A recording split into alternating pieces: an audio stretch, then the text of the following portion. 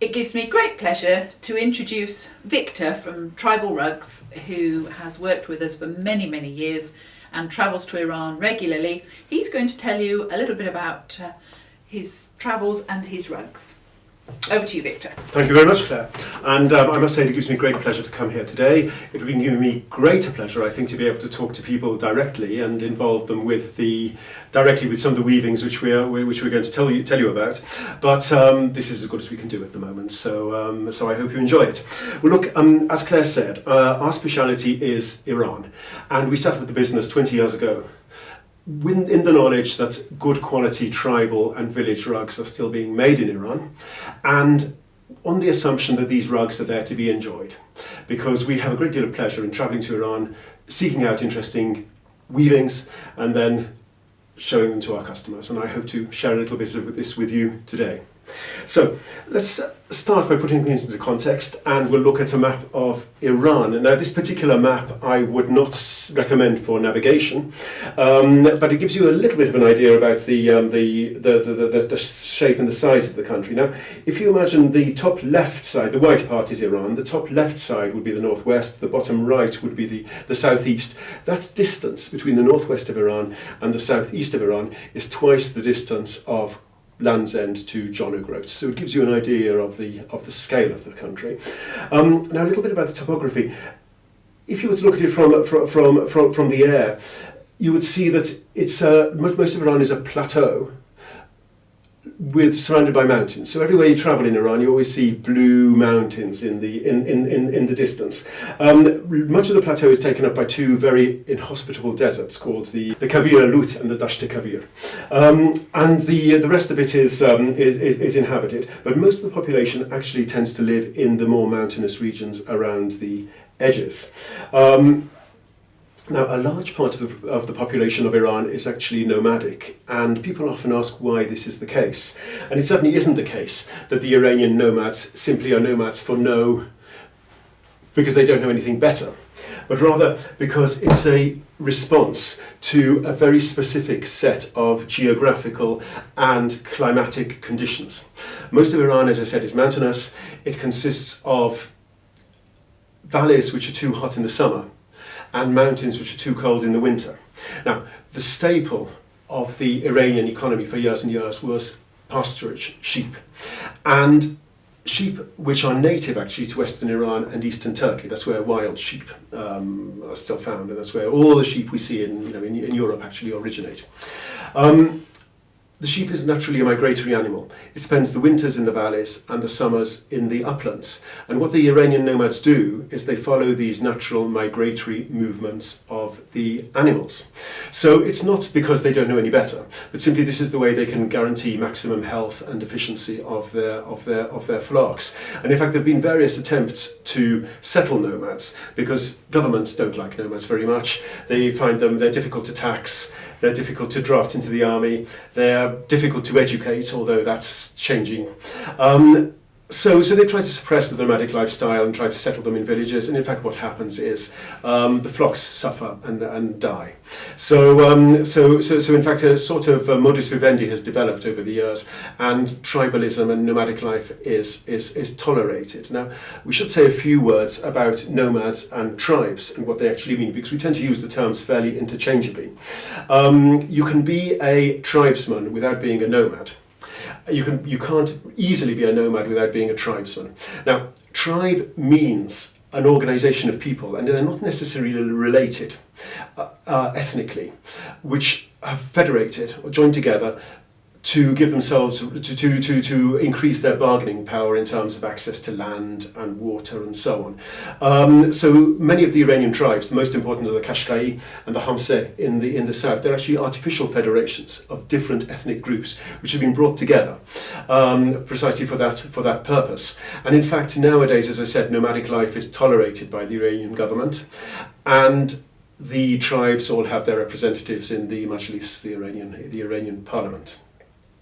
Now, what they've done over the centuries is developed a wonderful textile culture. We're used to the rugs which the nomads produce, but in fact the rugs are only a very, very small part of the total textile output of the tribes.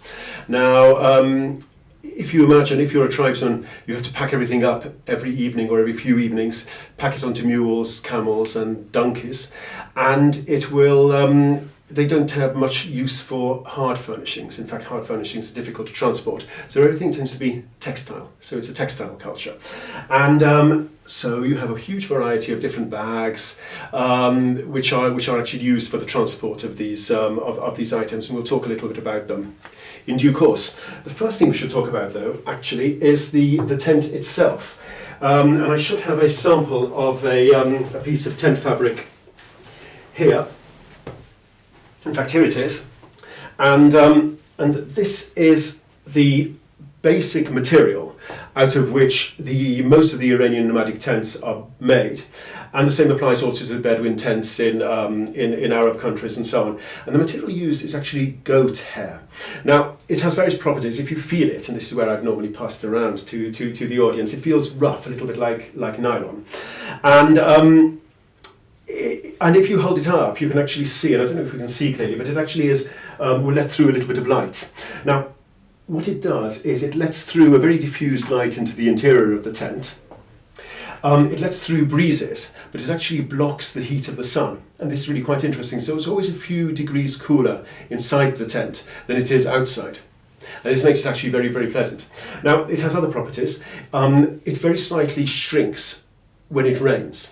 So it becomes watertight, and as you can see, it's almost gauze-like in nature. But actually, it doesn't allow rain into the tent. And I should say at this point, when it rains in Iran, it doesn't rain often, but it rains very, very, very hard.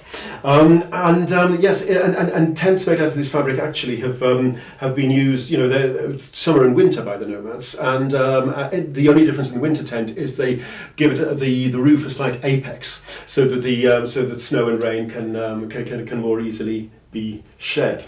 It's made out of, on a very narrow loom, out of sections. This is one section. In fact, it's a little bit less than one section, but you can see it's about sort of 2 feet, 60 centimetres wide.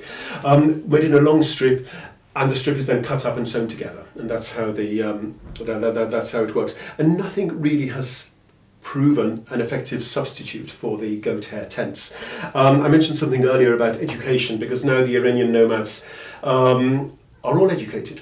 They're mostly literate in 2 languages. They have their own language and Persian. And there are nomadic schools which actually follow the nomads around and educate them.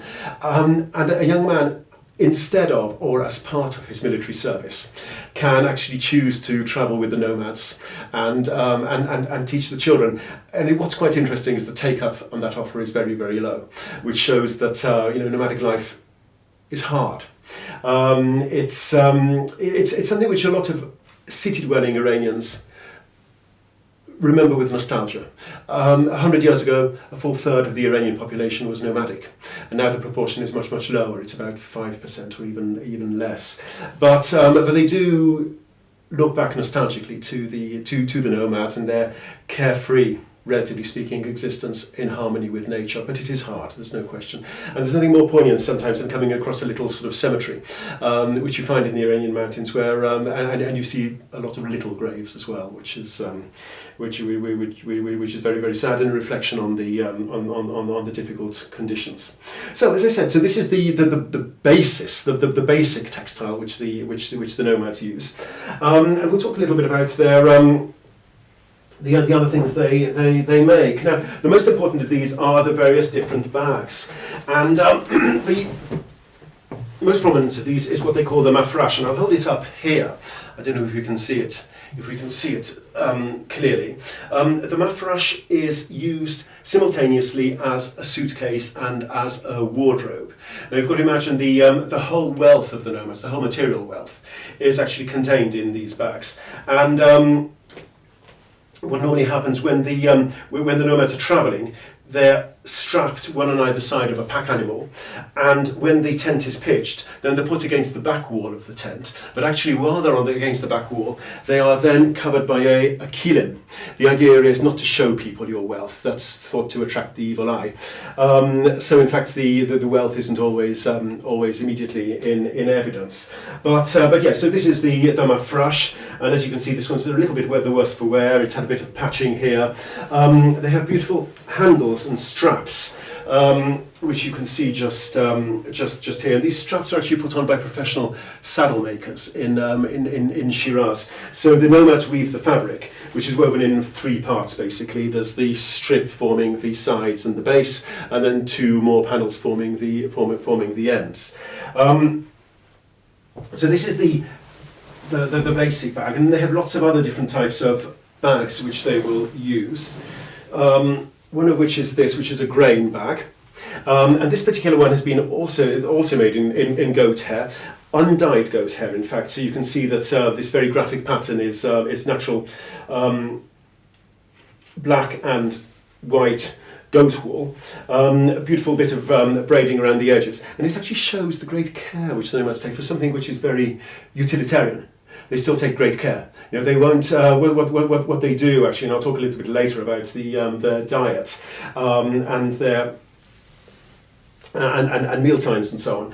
But they actually carry around grain, which then they will mill every day for making bread. So they don't actually carry flour around, which is actually the grain as such. So they do actually have fresh bread every day, and so that's the a grain bag.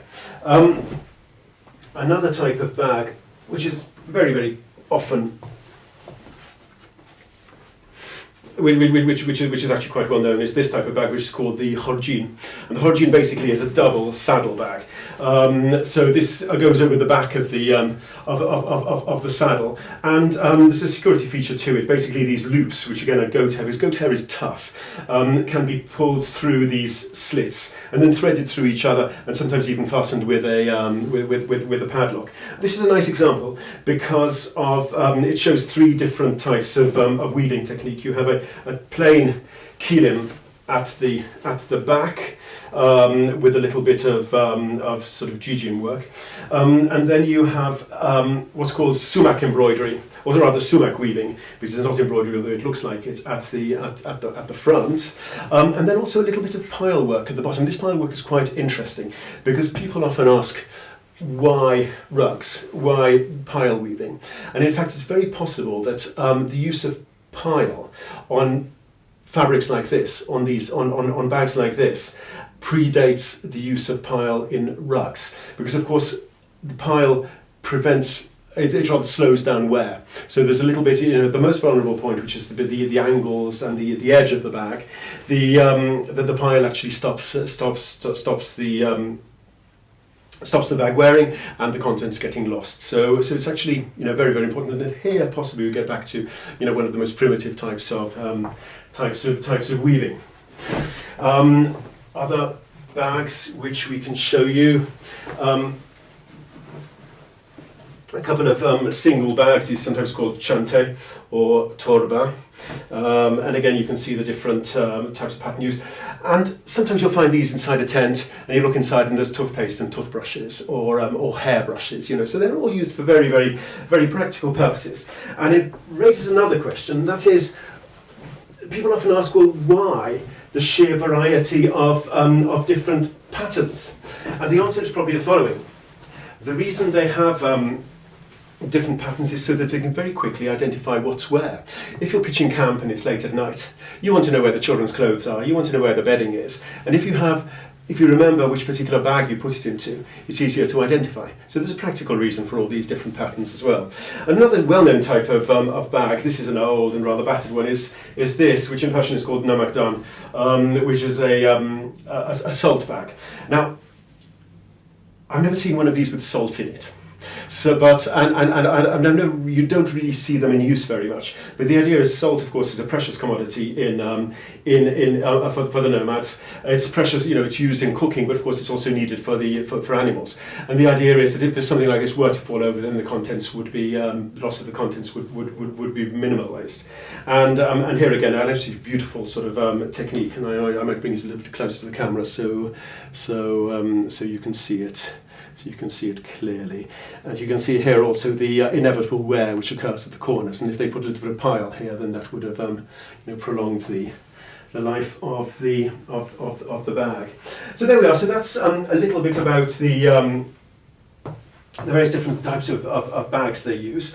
Now, what else do they need these weavings for? One of the most important thing, of course, most important human requirement is sleeping.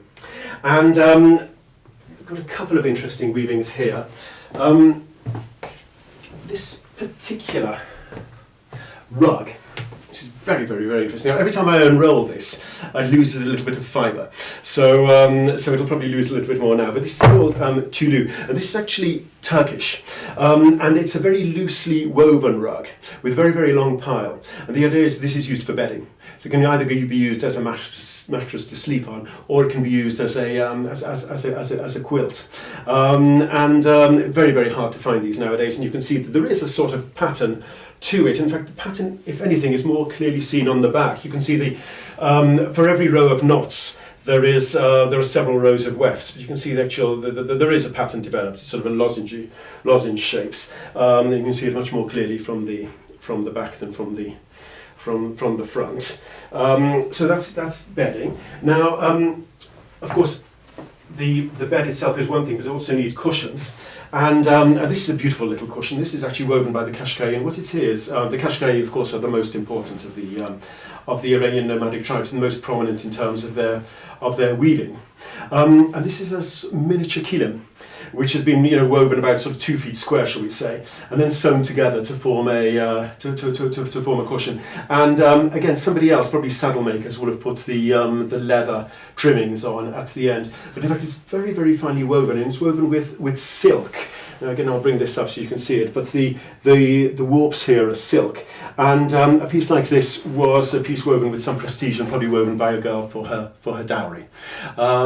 Weaving is very, very highly prized amongst the nomads. There is, of course, no child labour as such in Iran, but girls are taught and wish to learn weaving at an early age. They wish to emulate their mothers, and weaving is a very important source of additional income for the nomads. What is also quite interesting, actually, as a little aside, is that the finest rugs are actually woven by the richer nomad women. These are women who have servants to do a lot of their menial sort of tasks, and they'll be able to spend more time on weaving very, very fine rugs. And this is something which not many people know about, because rug weaving and weaving generally is, of course, it's a necessity, but it's also a recreational activity for these people. It's something which they'll do towards the end of the day. Very often you find that women will get together, they'll gossip, they'll help each other with the weaving, they might sing, and it's something which they do. It's the only form of artistic self-expression they have. It's very much part of their culture, part of their traditions, and it's something which they're very keen on fostering. And it's also something which they're aware of. I mean, so they're aware of the types of dyes which have been used and so on. So it's something which they take great pride in. So that's a Kashkai cushion. We have another cushion here actually, which is beautiful. And this is a Luri cushion. Now the Luri weavers, this is from a different part of Iran. The Luri weavers, the Luris are famous for their fierceness. They're supposed to be the fiercest of the nomadic tribes, but they're also very, very skilled weavers. Now the rugs are much coarser than the Kashkai rugs, but they have beautiful glossy wool. And there's a huge variety of different sort of patterns which they use. Now, a lot of rugs of this size will actually have been opened up and turned into little square mats. But we try at Tribal Rugs to be as authentic as possible. And authenticity, if we see something which is very unusual and interesting, we will actually not allow it to be tampered with. So beautiful colours in this, and a little bit of synthetics as well. You can see just in the way the fringes have been braided at the top and bottom of the cushion. They've used a little bit of sort of synthetic fibre, which is with chemical dyes, and it's very hard. They love colour, and they know by experience that natural dyes, as used in the body of this rug, are actually the rugs which they can sell best. But suddenly when you see the way they're dressed, because they love colourful costumes, and they love lurex and bright artificial fabrics, So that's another caution. Now, another aspect of life, another basic requirement, of course, is food. And what they will have is very, very simple meals. Now, imagine the nomads are great herdsmen. They have huge flocks of sheep and goats, and these sheep and goats constitute, the bulk of their wealth. But they never eat them. It's very, very rare, for instance, for a lamb to be roasted, possibly at when there's a wedding or something like that. Otherwise, their diet is actually largely vegetarian. It's foraging. So they will eat mushrooms, they will eat berries, they will eat edible leaves and roots. A basic unit of their diet is and I can't remember what they're called. They're little round balls of dried yogurt, which you see drying on trays in the sun, and they're very salty, and that's a basic source for them of calcium and other nutrients, of course. And the beautiful thing is that actually, while the diet is very, very simple, they're very, very hospitable, and they always welcome visitors and so on to their tents. And what they actually do is they will roll out what's called a sofre. Now, sofre is a Turkish word, actually, also used in Persian. It means tablecloth. And so this is the only type of nomadic weaving which actually is plain. I particularly like this one because when you hold it up like this, it reminds you of the desert landscape. It's particularly beautiful, and in fact, at this point, normally various people want to buy it, and I say this particular one isn't for sale, but it's made entirely out of undyed wool, and in fact, what normally happens is they will put a white cotton tablecloth over it. And then you sit down, cross-legged all around it. A tea service is brought out, which might have been in the family for 100 years or so. Tea with sugar is served in little glasses on little saucers, and there'll always be a little plate of herbs, and then cheese, which they make, yogurt, and these little balls of dried yogurt, which I mentioned. As I said, they have chickens, which they will occasionally eat, and of course they will eat the eggs. But otherwise, it is very largely a vegetarian diet. So that's actually quite interesting. And actually, it's also very much at odds with the rest of Iranian society, which is very, very carnivorous. And of course, they rely largely on the nomads for the supply of meat. But in fact, the nomads don't actually eat a lot of meat themselves. Now, one of the great social sort of events of the Iranian nomadic year is weddings, and these weddings actually normally take place in the spring, and they're very, very highly ritualized. A little bit like I mentioned, like the meals, despite being very simple, are very ritualized. The Iranian wedding, or rather, certainly the Iranian nomadic wedding, is very, very ritualized, and it consists of the ritual abduction of the bride by the bridegroom and his mates. And what they do is they come over and they blow trumpets and bang drums and so on. And she knows what's coming, but they abduct the bride and they take her over to her new to her new husband's tent, which is where the wedding ceremony will take place. And I've never seen it actually, but it is a spectacular sight. And what they'll do is it's a feast of light and colour and so on, and noise, in fact, and it's the only occasion nowadays when the nomads dress up their horses. Now, what we have here is a very beautiful nomadic horse blanket. I'll hold it up so you can get it all.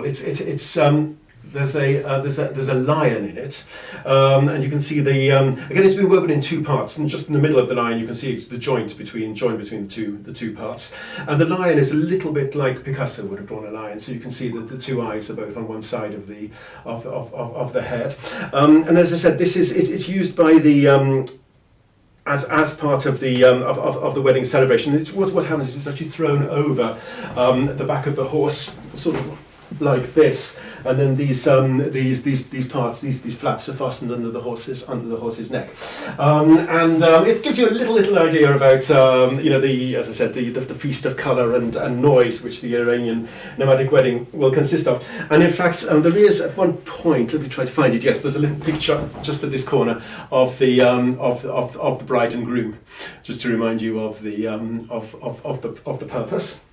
And so there, yes, the celebrations go on for all the families and the wider families and so on are invited. There's a wide exchange of gifts and so on, and then hopefully a few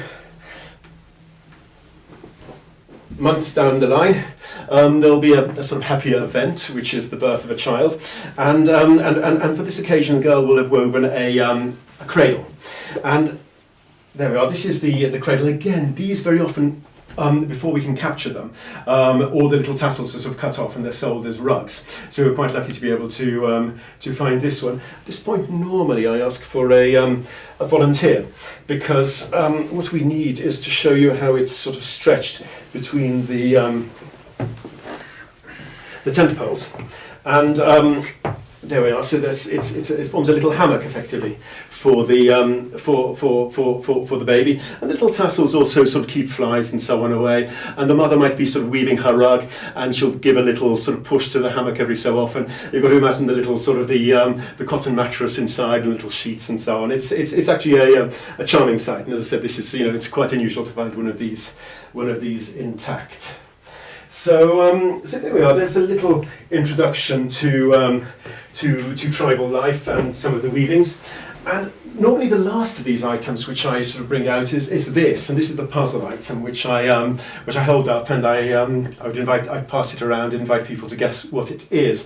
And most people think it's a sort of halter of some sort for a horse. And they're right about the horse, they're wrong about the halter. What it actually is a cushion for a horse. And the Iranians use the nomads use an old-fashioned type of saddle with a pommel, and the pommel goes through here. And this is stuffed with sweet-smelling herbs.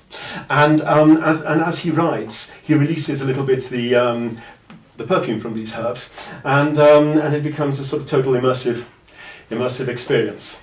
So again, this is something which is very, very unusual, and we're lucky to have found intact. I mean, all of these objects actually are museum quality. So a few words now a little about carpet design as such, and very often people ask where the amazing variety of designs which the nomads incorporate into their rugs come from, and they're amazed when I tell them that actually they're never actually committed to paper.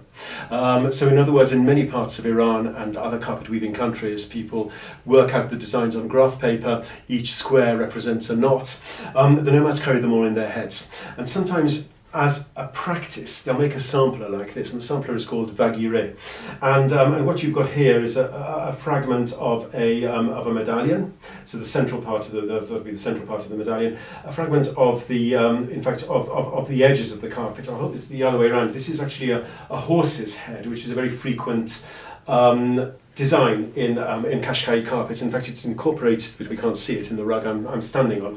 And then other bits of decorative foliage design and so on from the rug itself, and this is the closest they'll get to actually codifying the carpet design.